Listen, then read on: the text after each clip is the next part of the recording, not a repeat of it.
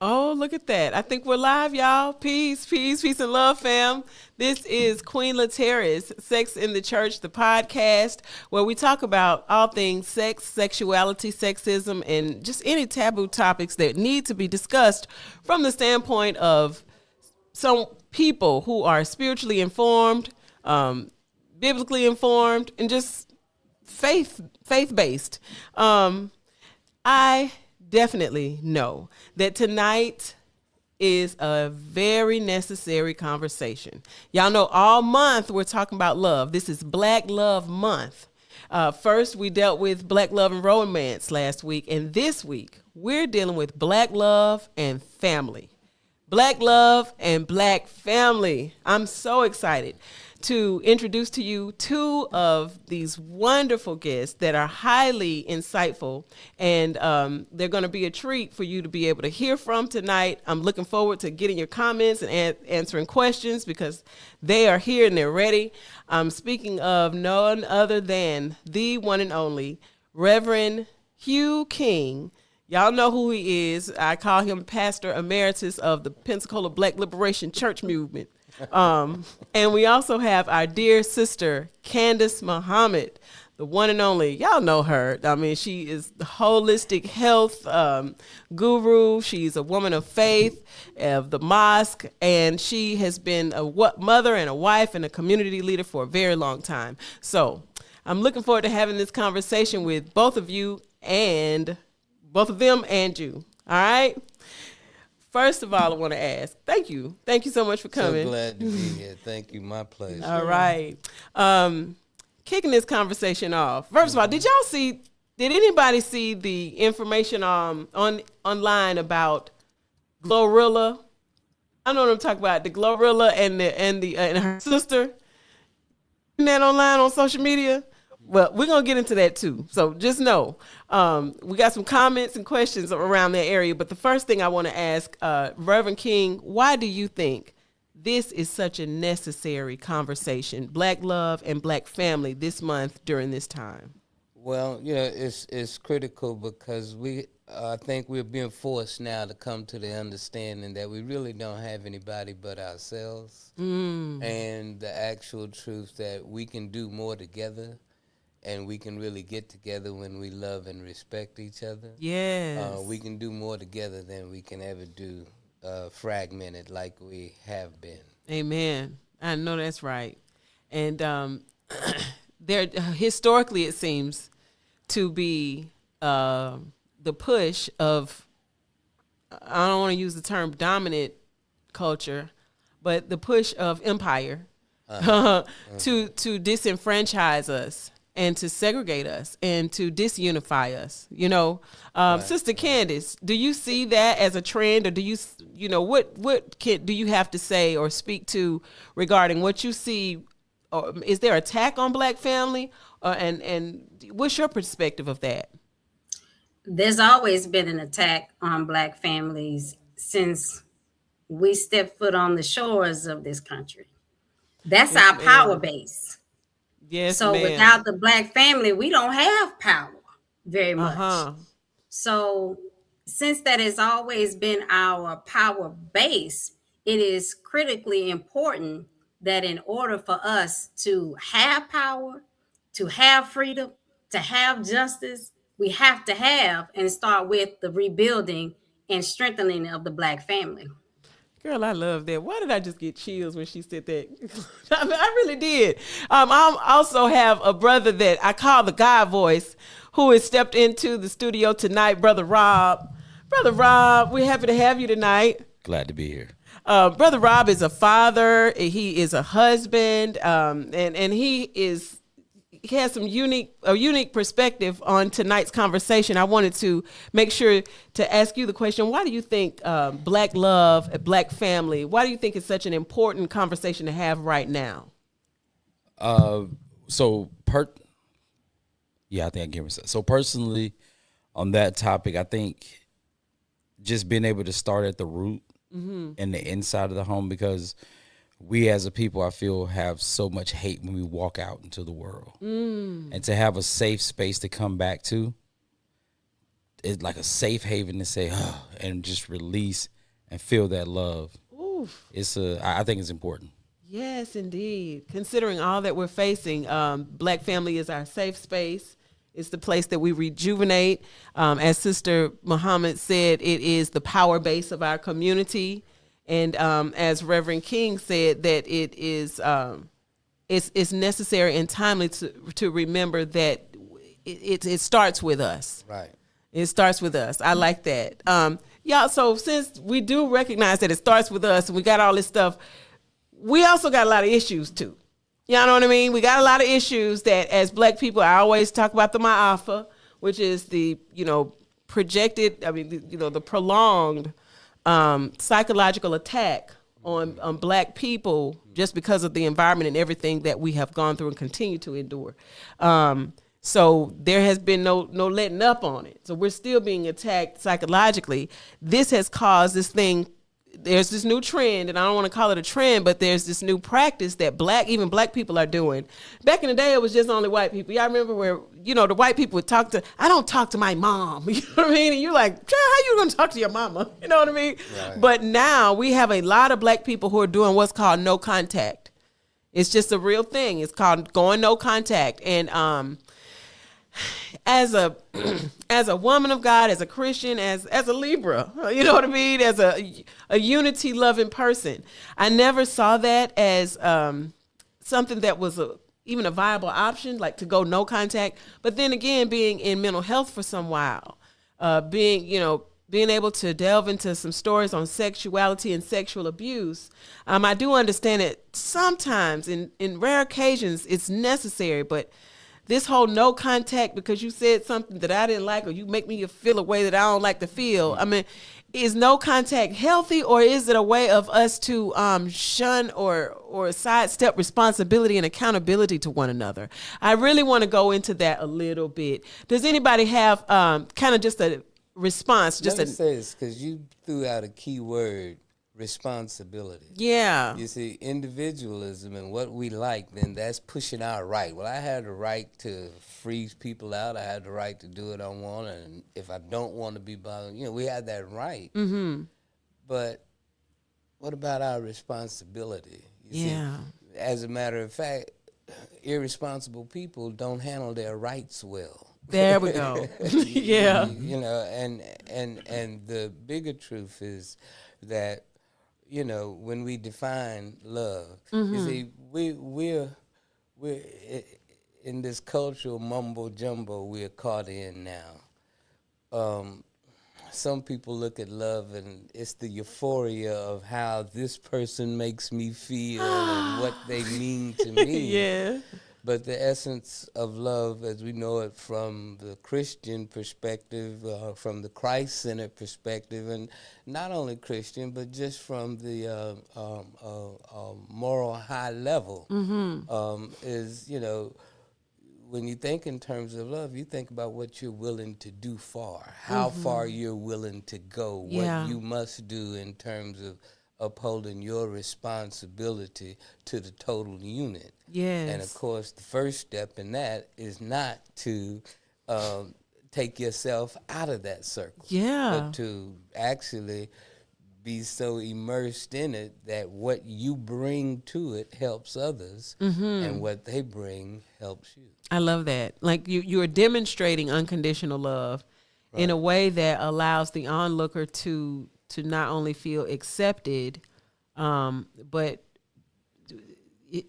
pass the baton. To feel like they can do it as well. Everybody's contribution is important. I love that. Yes, Sister Muhammad. I want to hear what you have to say about this thing, especially as you are a strong and devout Muslim woman, and I love to know. I want to hear from your spiritual.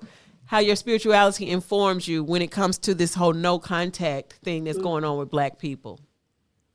I think this thing of no contact, in particularly in the Black community, should be one of the most awful sounds we ever hear. The most awful words spoken. Because that is the way of Satan. Satan comes to divide and conquer. he comes to cut off the connection to God, right? Yeah. So if we have an attack on us, and we do, that is his way to cut off contact. And we all know that in relationships, whether it be husband and wife and just in family, one of the most important things is communication. And without communication, you can't even have resolution, solution, or any type of agreement.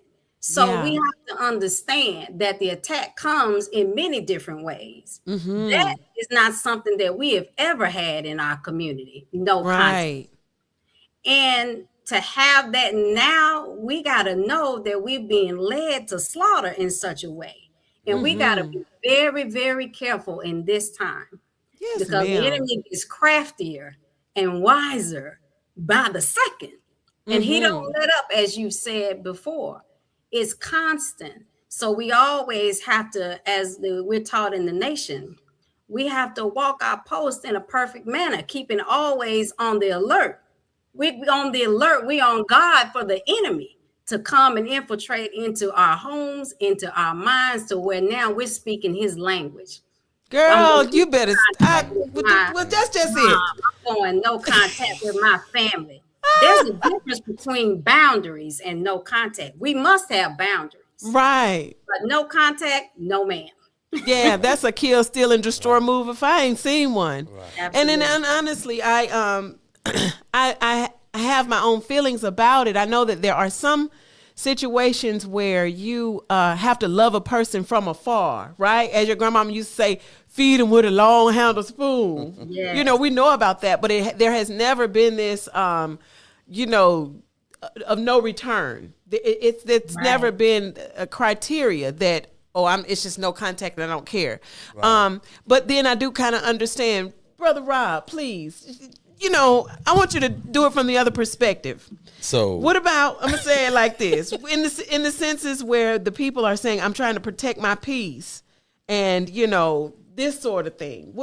When they're trying to protect themselves and they actually feel that this is justified. What do you have to say? So I'm gonna say, I won't say controversially. Going back to the black family, Okay. we're missing the person to give out straightening. That's what we call it. In To Georgia, get we the call straightening? We call it straightening. To get the straight, we're missing the person that gets the straightening. So Yeah. because whenever me growing up, it was always, you keep backing up, I'm singing down there with your grandmama. That was no contact for us. Going to go get that straightening from over there to my grandma, because hey, my grandma know, Yeah. hey, she put it in. Yeah, you're gonna have that come to Jesus meeting over there with that's it. Granny at Granny house. Uh-huh. And I don't know about anybody else's family, but Granny's house was the house of like rebuilding. The reinforcer of the family values. If you're having a problem with a child, you can't. Oh, okay. I'm seeing down there with your grandma in the country. We gonna get you right. Yes, I know And about everybody it. came back like, "Hey, y'all, what's going on? Yeah. Who is this?" Right. But then on the flip side, I think. Well, I won't say flip side. I think the no contact people are using that as a crab in the barrel. What do you mean? Break that down a little bit. So they want to cut a person off and say, well, because normally when there's no contact, that person have reached another level. Oh, I really don't need them no more. I'm just gonna push them down to the bottom, and all they're doing is just crabs in the barrel, pull you down. They're pushing you down. from So the you're top. saying that so they the- just like that. That's my way of looking at it. You're saying a lot of times it happens not because you're offended, but because this person has risen? ascended to another level. And it's like, well, I don't need to contact you anymore. But if you notice, when people get in trouble, they go back home. You know what? Now you didn't led into the Glorilla. So you didn't led into the Glorilla. That's it now.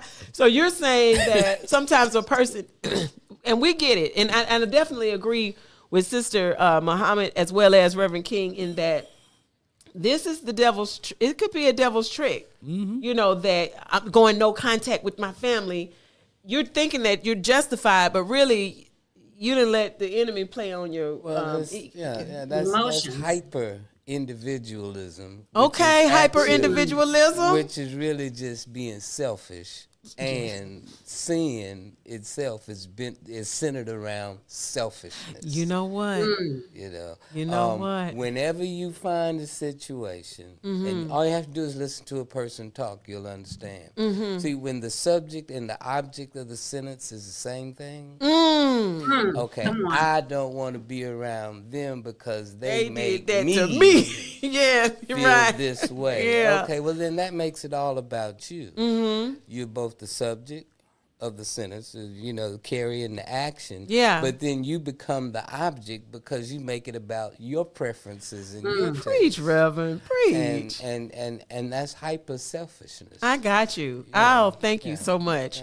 Oh my goodness. I just felt very past middle right That's then. good. And we have to grow spiritually. I guess that's the point. We have to grow to the point. We have to grow to a level that we are our keeper. You got to grow out of this culture.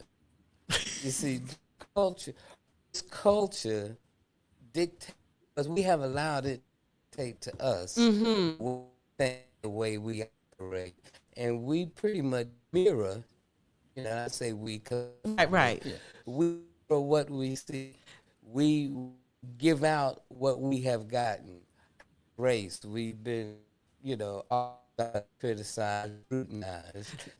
What do we do to ostracize, as scrutinized? All right. Yes, y'all. I love it. Thank you so much.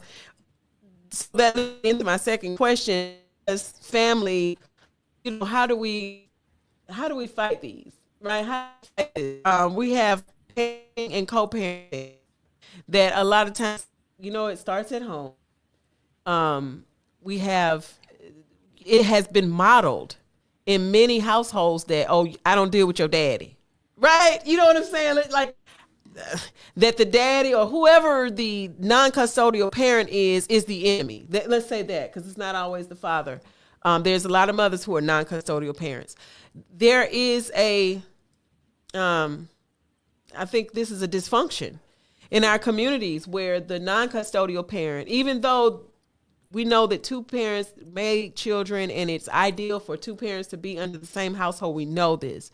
But in cases where that's just not the case, in these type of situations where that's not the case, how do we assure workability between parents or amongst parents in a way that shields children from the psychological pain that comes from not even being coupled with the parent in the first place?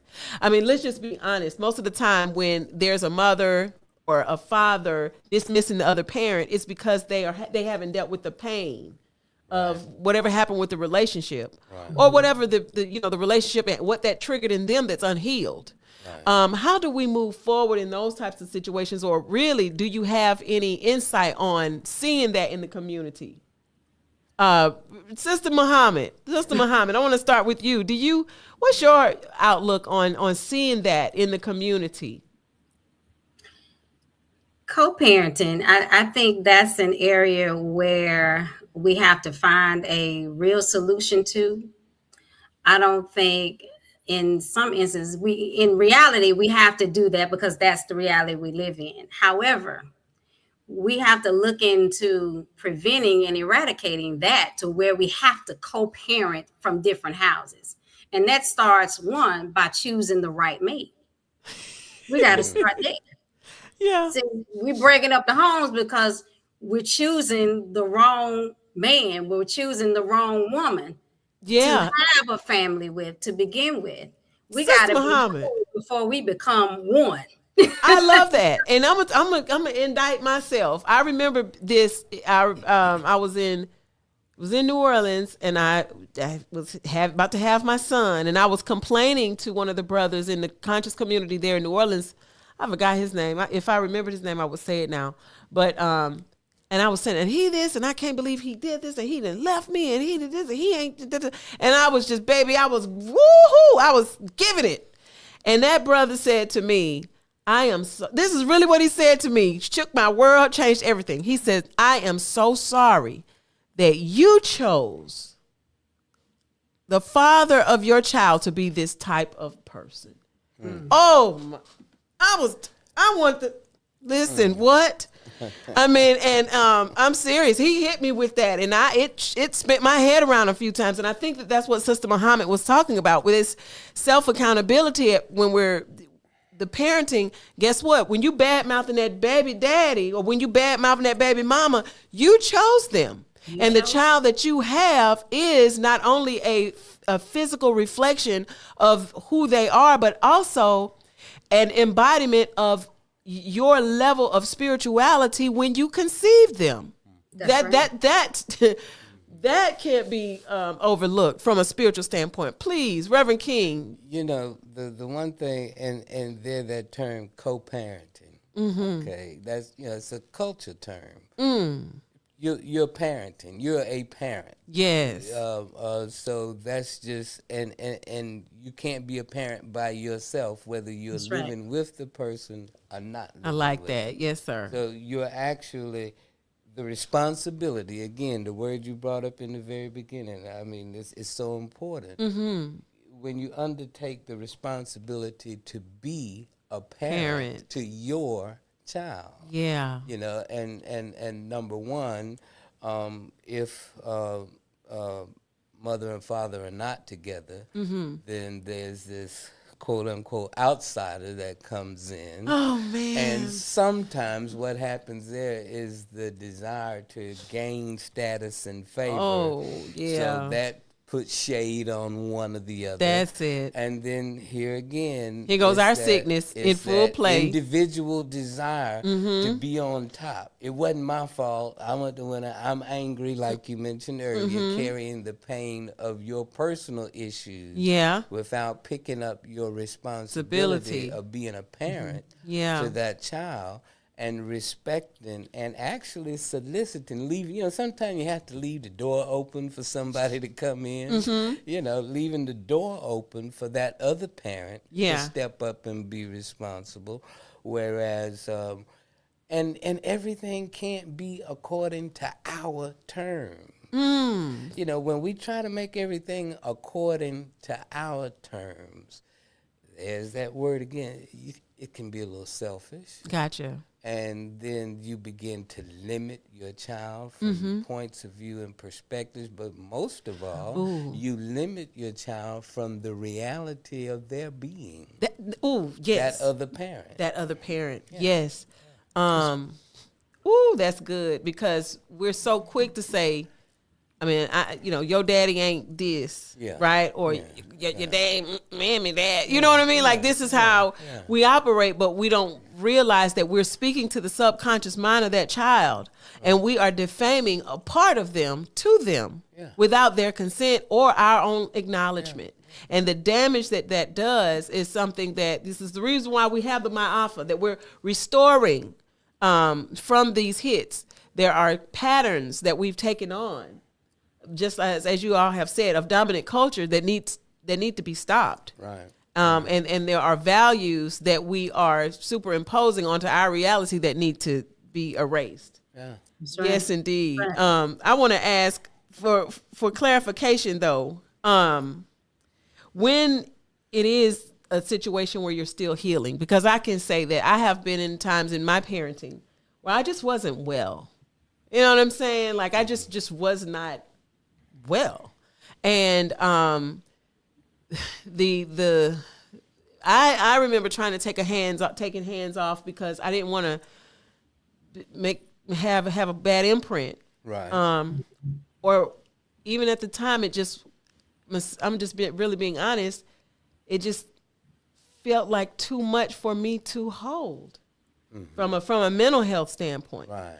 And how do we as parents kind of recognize and navigate those moments in ways that it has the least impact on the children? Well, let me jump in on that first, because I'll forget my thought. I'm the oldest one in the room. I'll forget my thought. But one thing for certain is that, when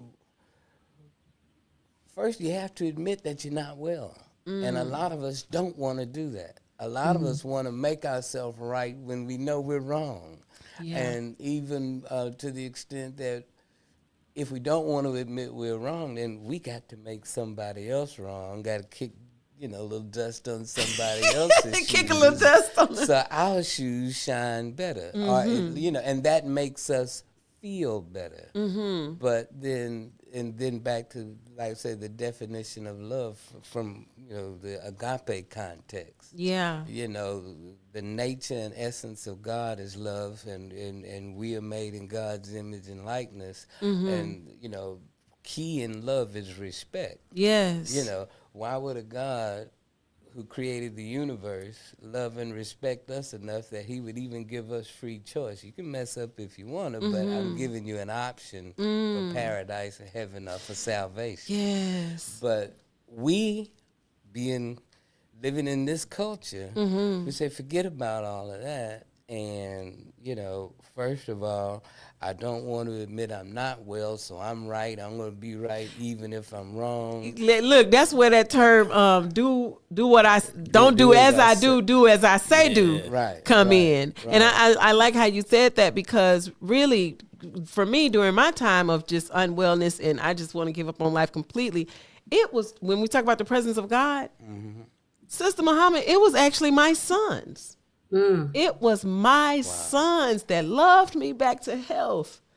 I mean, made me feel that I would, because at the time I just felt like, oh, I messed this thing up so bad. And they are the ones that showed me that unconditional love and say, hey, whatever mommy and it's supposed to look like, we don't care. We just feel your love. Let you know that you're necessary. Yes, from their point of view. That I am necessary. Whatever I'm doing, whether I'm making 6 figures, or whether this thing has plummeted, they saw the value and necessity for me, and that really brought me back to health. Honestly, Sister Muhammad, do you have anything that you want to say regarding this part of it? I think one of the things, and I can relate to what you're saying, because I'm a mother as well.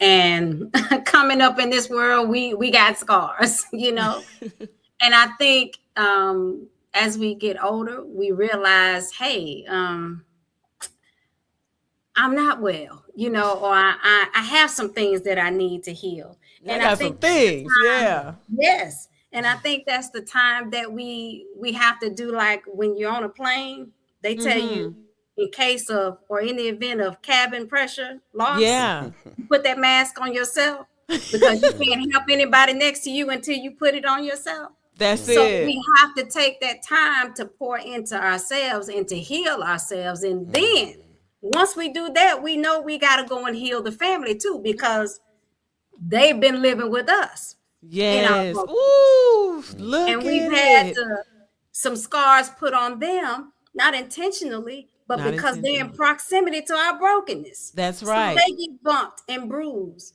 So once we become well enough, we gotta heal the family. Yes. Once again. That's but I think it starts by taking and noticing that, hey, I need the help. We get the help. And then once we're on our way to healing and being whole, we go back and we heal our family too. Girl, yeah, this is good. This is good, because not only does that happen in these like individual families, but I feel from a spiritual sense that this is what's happening to us as a whole, as a culture. That we have generationally, we've said some of the wrong things. Absolutely. From an intergenerational standpoint, we have noticed and we have demonstrated some unhealthy patterns.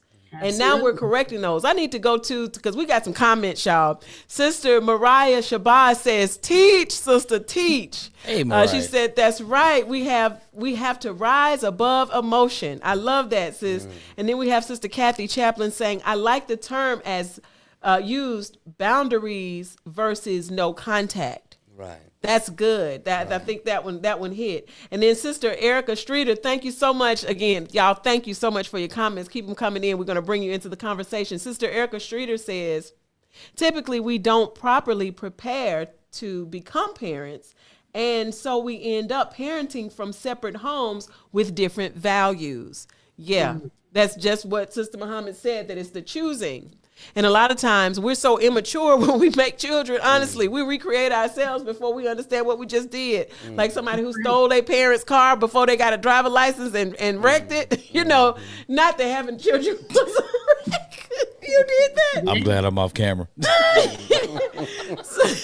So you know, it's just like, honestly, sexuality is this machine of a desire, of a drive that most of the time, when we sit in that seat, we don't know what to do with it. Well, you know, That's right. life in general basically dictates that as we progress, as we age, as we go through life, we don't have a chance to practice.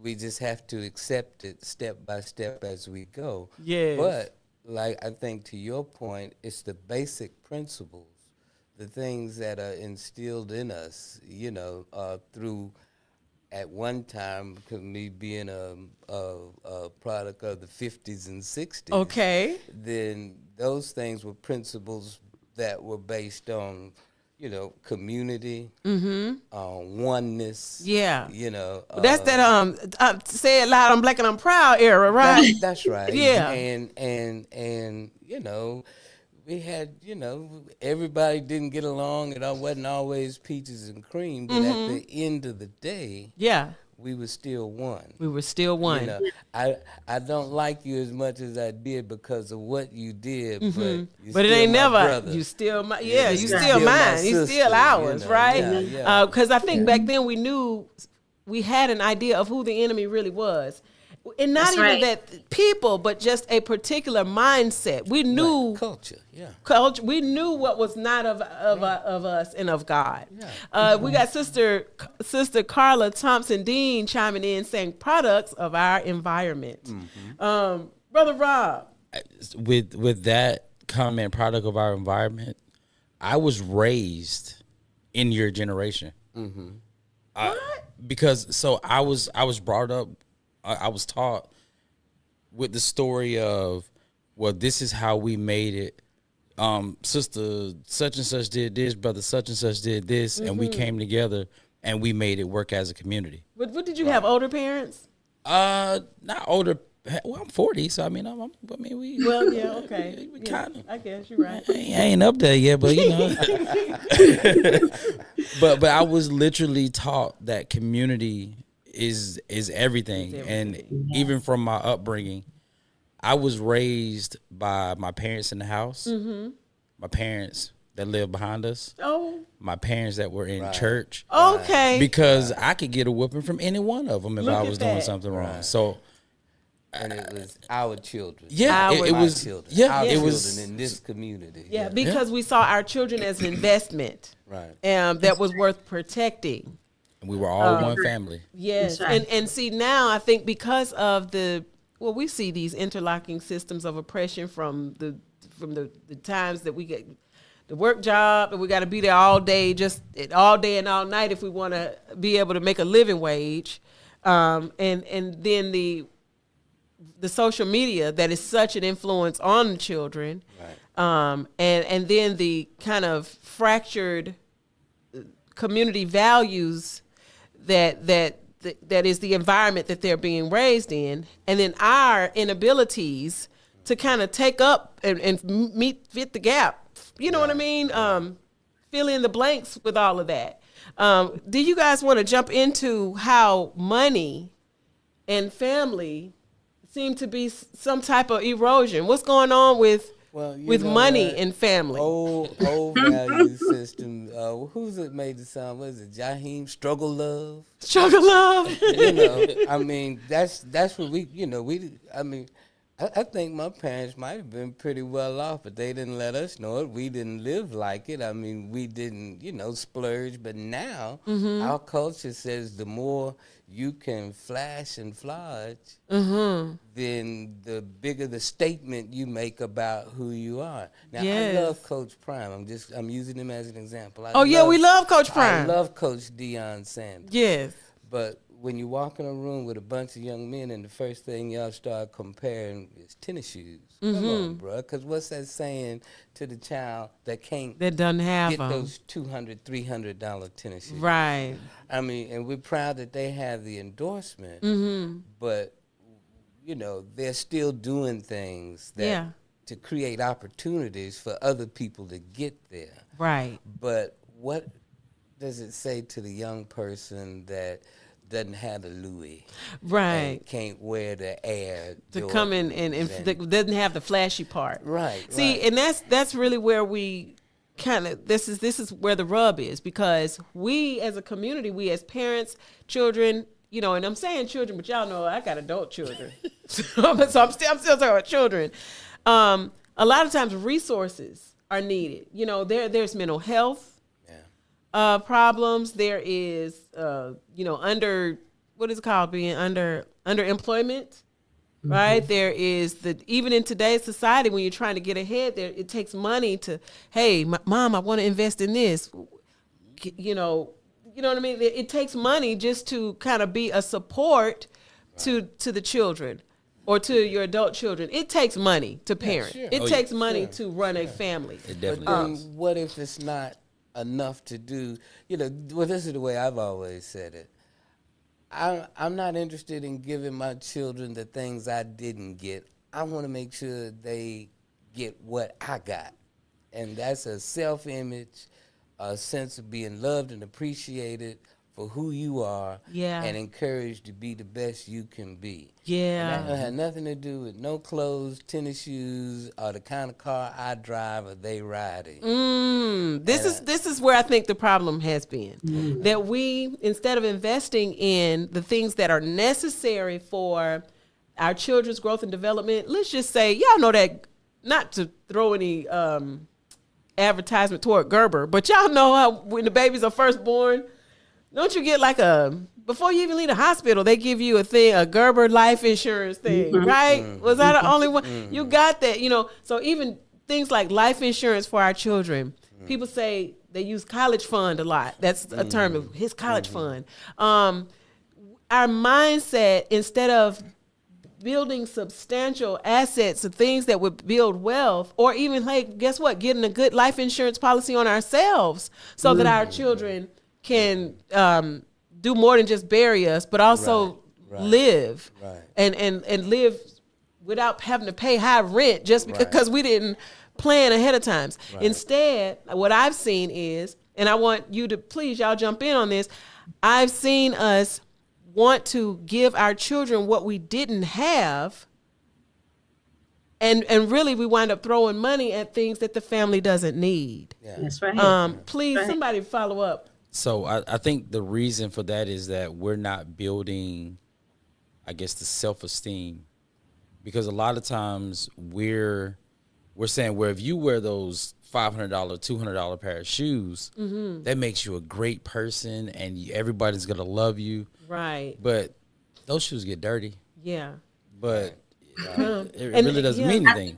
That's a good point, that a lot of times as parents, we're trying to set them up. Because I remember doing that. I got these 3 little black boys, and let me put you on a polo. Let me make sure you have the khaki chinos. Let me make sure you have the Eastland style shoes. Let me make sure that you look a certain way so that the world doesn't judge you, so that your peers don't pick on you like I was picked on. So a lot of that is sometimes out of safety, to try to protect them from things and try to put them up a little bit beyond where you were, but really it does have a negative consequence. Sister Muhammad, say what you were going to say. I think it's all about knowledge. As the saying goes, a fool and his money shall soon part. We got to have some wisdom to go along with our money, right? Yeah. It's, financial literacy is important in our community, because we have a lot of money going through our community, going through our hands. And when I say going through, it's going through. It's just. Amen. Our sister, your dear sister, Mariah Shabazz, just says, we aren't teaching our children what real nation building is. That's right. And what its purpose is. We have Sister Kathy Chaplin saying, I never knew there was a lack growing up. So sometimes in community, sometimes in family, you don't even know that you're poor. What they say, I didn't know I was poor until I left the community, because everything that I needed was made available to me. Love and surplus, support in surplus, abundance. I mean, there was never a situation where we couldn't put our hands on it even if we didn't have it in our households. And that's the type of community and support we had. Brother Mustafa Muhammad also says, peace and greetings, everyone. Peace and greetings to you. Does anybody else have anything they want to chime in on that in terms of? Last point, I think it also has to be understood that in families comes to dealing with finances, because that in itself can cause the destruction of families, breakup of marriages, money. Say a little bit more about that, Sister Muhammad, in terms of the destruction of families. Absolutely. So one of the things is we have to understand this point. The divine order is this: men are the maintainers of women. There's a way that men and women operate. Men respond to respect and women respond to security. But as women, we got to know this. If the man is the maintainer, and we're just dealing with the financial aspect, there's about 4 other aspects that he has to be the maintainer of, but we're talking about money for right now. Okay. So money, whatever money that man makes in that household, we got to learn, as the Honorable Minister Louis Farrakhan says, to curb our desires to meet and match his pockets. Meaning we can't live outside of our means, and we do that far too often. And we're taught that debt is slavery. So then when the man and we as a family are living outside our means, then that puts the stress, that puts the pressure on the man to have to struggle and work himself to death to meet that demand. I got it. Sometimes everybody has a breaking point. It becomes too much for everybody. It becomes too much for even that man. So this is a two-way street. The man has to be the maintainer, but he has to be wise with his finances. He's got to know what to do and how to maintain the family with his finances. And then she has to live according to his pockets. You know what? That's real good. That's real, because I'm gonna say this. I just be self-disclosing every time I get on the mic. I be telling all my personal problems and business. But no, I remember being married, and I just wanted more. It was just, I just want more. I just wanted to do more, right? We got 1 house, I want 2. We got 2 houses, I want 3. And I did a lot of work, just as, an entrepreneurial woman. Doing a lot of work to build and maintain and grow. And what I thought was that I'm building wealth by purchasing all this stuff. But what I didn't realize is that the responsibility that I was putting on myself to do it and to maintain it was putting too much on my family, on my little young family. And so I thank you so much for even bringing that part up, because that's real and that's true. A lot of times we put too much responsibility on the family structure itself. Go ahead, Rob. I was gonna say, and a lot of times you're getting those things to replace something that's missing. Wow. That emotional connection, maybe. Oh, I'm gonna go get this because I don't have that emotional connection here, and here. So you're just replacing it with these random things. Yes. And things break. Right. Things stop. They stop working and they lose, and I gotta go get something else. We do that, even as parents. And it winds up being not a psychological, a thing where you always want to go bigger and better. Bigger and better. Yeah, because that underlying void is still not filled. That's good, Rob. You just done psychoanalyze that whole situation. That's what we get from this culture. I mean, that's what drives this culture. And the saddest part of was Sister Muhammad. She made a dynamic point with the money we have, but because we're struggling to be a part of a culture that constantly rejects us and degrades us, we become the sustaining catalyst of that culture. I mean, because we spending all our discretionary income on to keep up with the Joneses, trying to look look like they have what they have, the designer this, the big house in the suburbs here, and the flashy European car, or the lack, whatever. Not realizing, not taking into account this equation, this 400-year jump that they have on exploiting us and building everything on our backs. And everything that they have, they took from us. And, and now even manufactured a way of trying to take away the pride of us celebrating that. Yes. But still, we don't have to continue to keep being their number one consumer. That's Come so true. on. And as we Yeah. break free of the need or the thinking and the desire to want to be their number one consumer, guess what? Then our children will follow suit. Well, if we could stop being their number one, this culture's number one consumer, on. we can be our own sustainer and of a community fabric and Yeah. a family, because communities are made of families. Okay, and families are made of individuals. The individuals got to get outside of themselves, which is not what this culture teaches. And that's it. This culture teaches the bandwagon, get with us, do it our way or no way, but if we do it, the godly way, and that's I love this program because you have you multicultural, multi-spiritual, and Interfaith everything. conversation. Yeah, Yeah. I love it. Go ahead, brother. And I'll say, I think if we just did some research, we wouldn't even want to be part of the machine. Ooh. And I always point to one video I love to show people how to sell to the Negro. Wait a minute. Come on. Tell me about how to sell to the Negro, y'all. What's going on? There's an actual training There that they used to is. put on. Have you heard of it, sister? Yes, sir. I point to that all the time. I say, if you really want to know the psychology behind it and you want to know how they do it, how to sell to a Negro. I think there's a video on imagine. YouTube about that.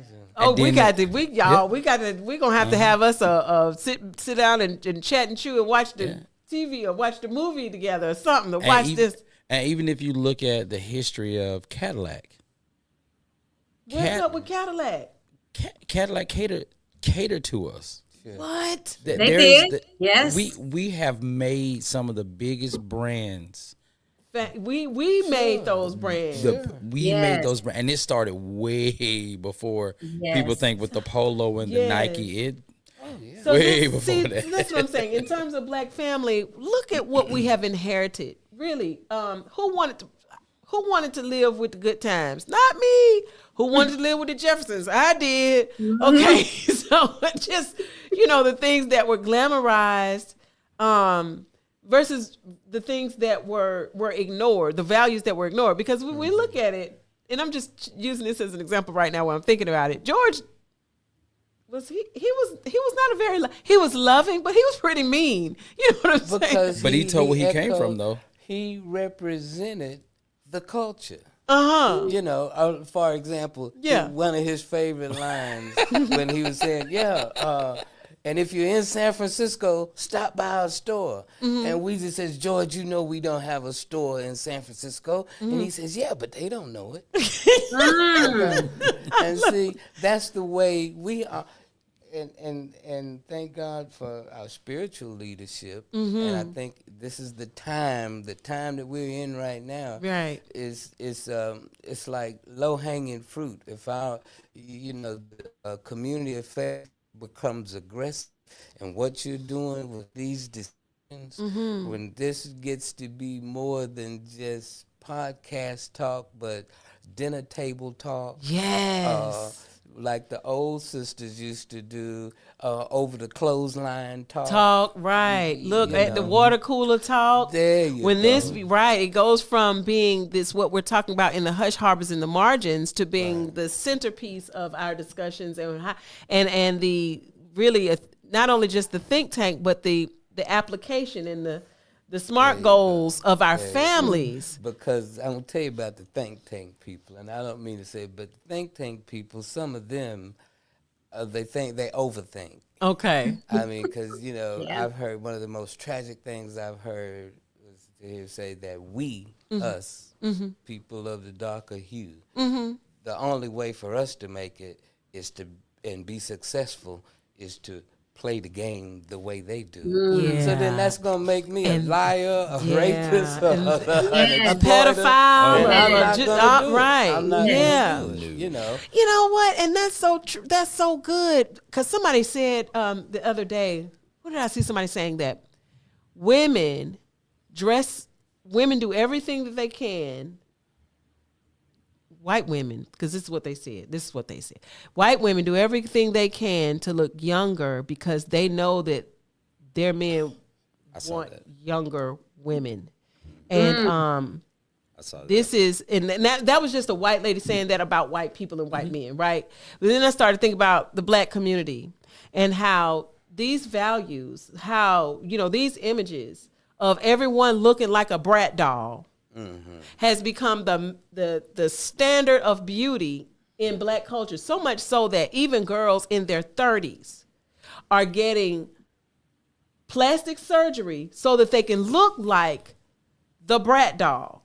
And so the standard of beauty and the standard of ideal womanhood has shifted to such a point that you have to be 26, 16, 36 in your measurements in order to just be a standard, in order to just be not ugly. And this is where we're going, y'all, that when you have a culture, when you have a society that everybody, and I'm not ragging on this thing, but let's just think about it critically. If everybody's wearing fake lashes, if everybody's wearing fake hair, if everybody's wearing a ton of makeup, if everybody looks the same way, then what you're doing is you're putting the standard in this place that for the people who don't look like and that are not doing that, then they're considered below standard. And this is what has happened. And the worst thing is that the ones that try to uphold the stereotype that, well, black folk can't do nothing together, so we can't create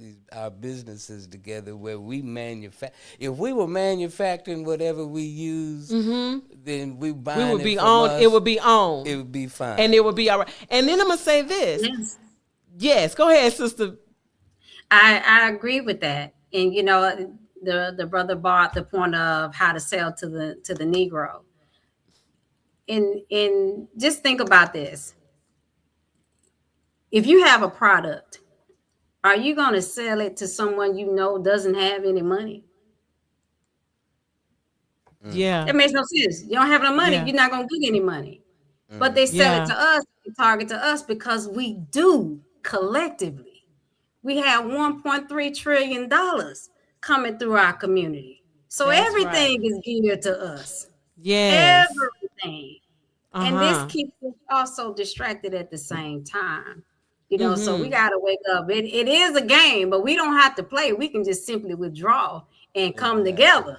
And like Brother King said, build factories and things for ourselves because we got the money. We just don't have a lot of the knowledge to do so. That's it. And we have the money. We don't have the knowledge because we don't have the focus that it's possible. Y'all, I love this. I want to bring in something that is a drill down, but I really want to get y'all opinion on it. This past week, we have seen our dear sister, y'all know Glorilla, Gloria Hallelujah, the rapper. She is, you know, she's blown up. Everybody knows she's come from the trenches and all of this. I think she's from Memphis. And recently she's had her sister, who is very vocal and seemingly quite upset that Glorilla has blown up and left the family. Now, since then, there have been, you know, some responses that she has come back and says, you know, no, things are good with me and my mom. I'm doing what I need to do. But the sister was just upset because she couldn't get some money. Tell me, what was your initial reaction to that? And then I'm going to ask you, what do you think in terms of our obligation to family with money? What was your initial reaction to that when you saw that? Well, you know, I just got a basic philosophy that helps me try to respect people, whether I agree with what they do or not. They have the right to do what they want to do. Yeah. But I got the responsibility to do as I ought to do. Now, if you walk out that door, I'm not going to slam it behind you and start shouting and then slam the door, you know, and lock it. Yeah. So you can't come back in. Gotcha. You know what I mean? Right. And so you like, you know, we can all use some lessons in conflict resolution because things are going to happen. Things do happen. But what what's the old saying? What's the old saying? Teeth and tongue fall out, but you don't Still have need to each cut other. off your nose to spite your face. I like that. Right. Okay, see, I didn't know that teeth and tongue fall out. I heard teeth and tongue fall out, but they still need each other. But what? Teeth and tongue fall out, but don't cut your nose to Don't cut spite off your your face. nose to spite your face. I like right. that. Yes, yes. Always leave the door open for reconciliation Always. because growth is not a one-way process, and it's not a one individual. We grow together when we live by our spiritual nature. I love that. Yes. We elevate, we rise. Amen. Amen. What about you, Sister Muhammad? Tell me your reaction. I haven't heard that story, but listening to Brother Hugh King, I agree with him. And I think one of the issues is that we have lost that sense of family. We don't hold it valuable anymore. So you don't find value in family. It's easy for you to say, I'm done, with you, Yeah. being blood or not.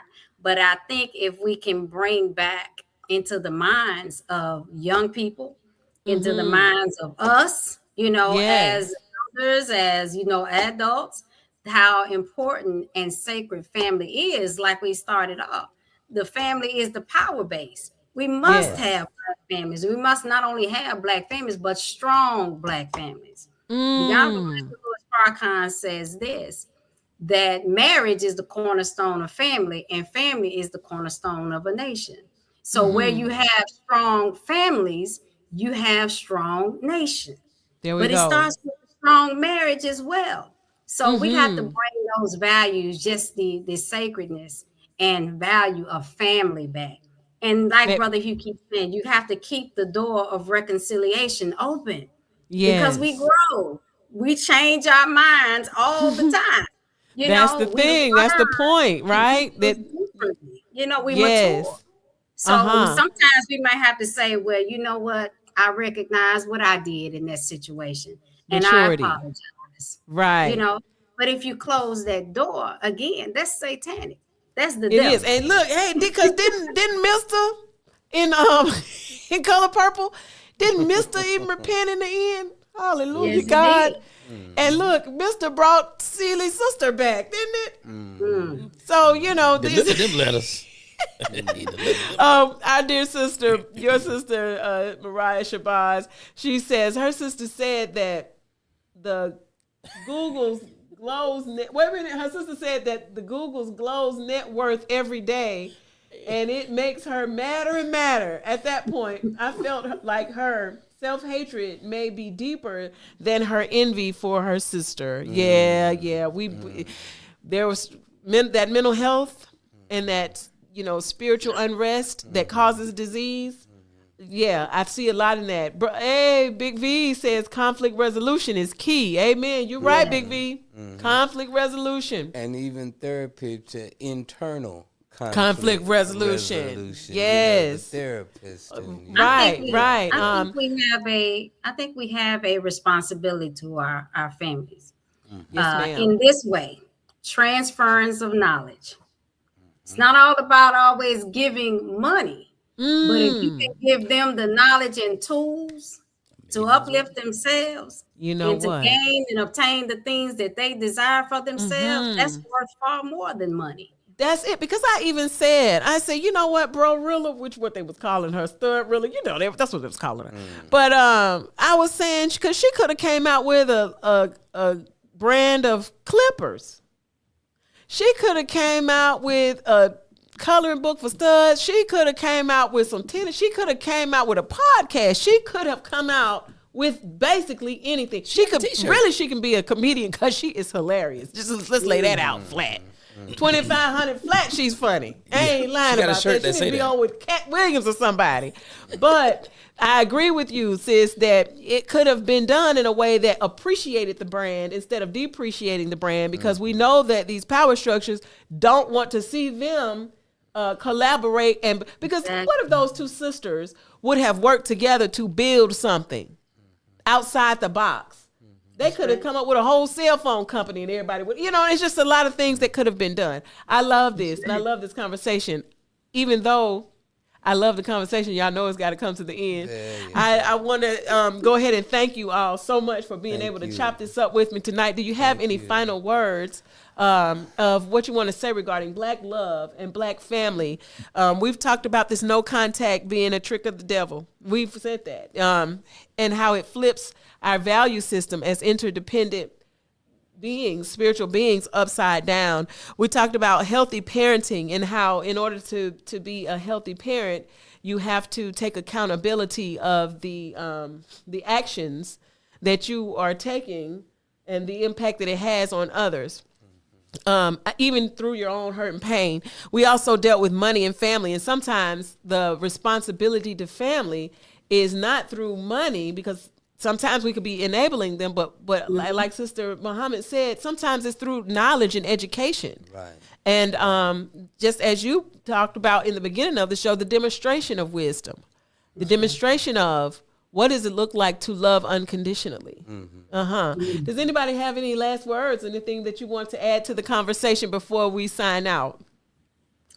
Well, I'll I start just by simply say this: if we would first consider the importance of love from the point of view of what we're willing to sacrifice of ourselves for the good and the development of our loved ones, or the persons that we are directing that love toward. Yes. And not be selfish and say, well, I love them because of what they do for me. Because what happens when they don't do for you something you want them to do, then you find out that's not really love. That's not love. But when you really love somebody, you can measure it by the extent you'll go, the sacrifice you'll make to assume your responsibility to contribute what you can to their lives. Yes. Oh, And that's what we got to do about family and community. yes, sir. Absolutely. All right, Sister Muhammad. So, in order to have this strong marriage, strong family, and strong nation, we have to first go to the very beginning of this thing, which is we have to know the science of mating. That's the first. It's one of the things that was hidden from us.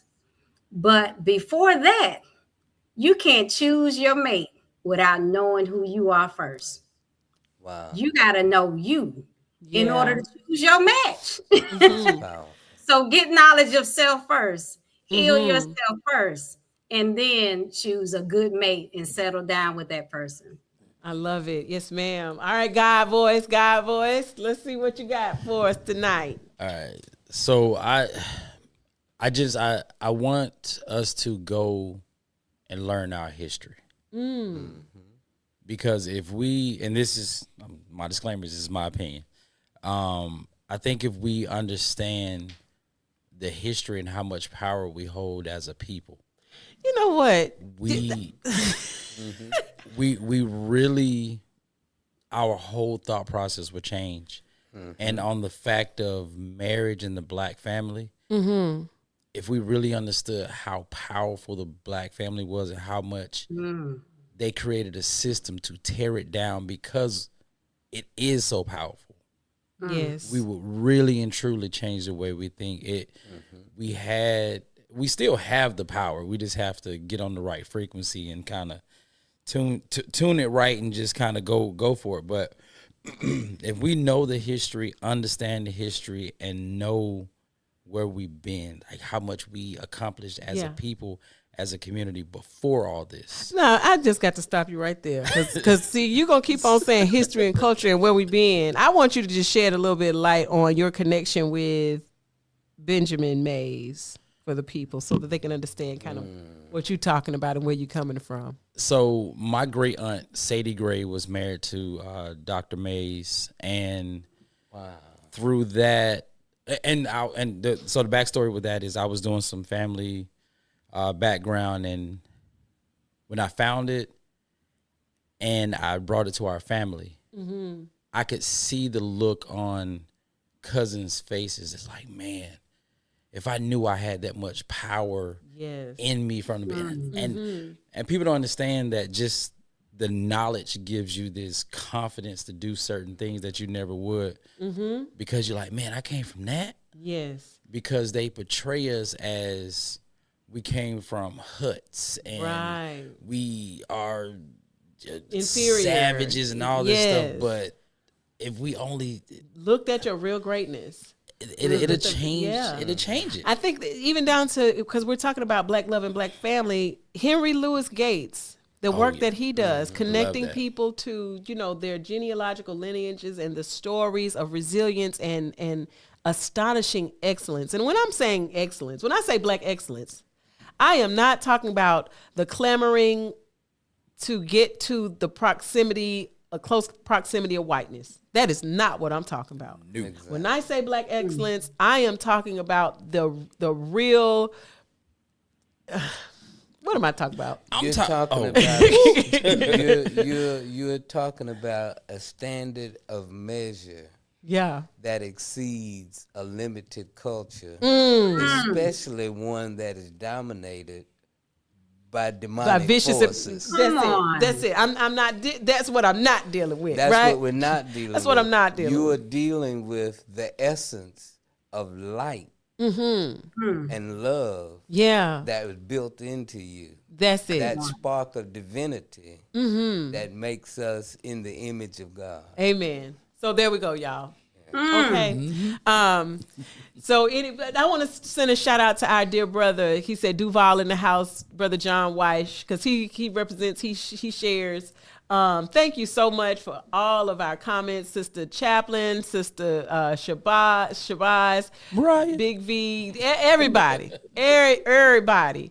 We thank you for this conversation tonight. My takeaways, I've learned a lot. I've learned a whole lot. Definitely, I'm thinking about this whole that Black family is the power base, and what other thing when you are trying to infiltrate a camp? What other thing do you attack but the power base? Come on. So let us remember who the enemy is, and it's not us. And oftentimes, we have to quiet the voices that come from inside of our minds that tell us that we are. That's right. Have love for yourself. Have grace for yourself. And remember that the more you love and accept and become healthy and whole in your individual self, the more you will emote that to your family. The more that will give them the freedom and liberation to do the same.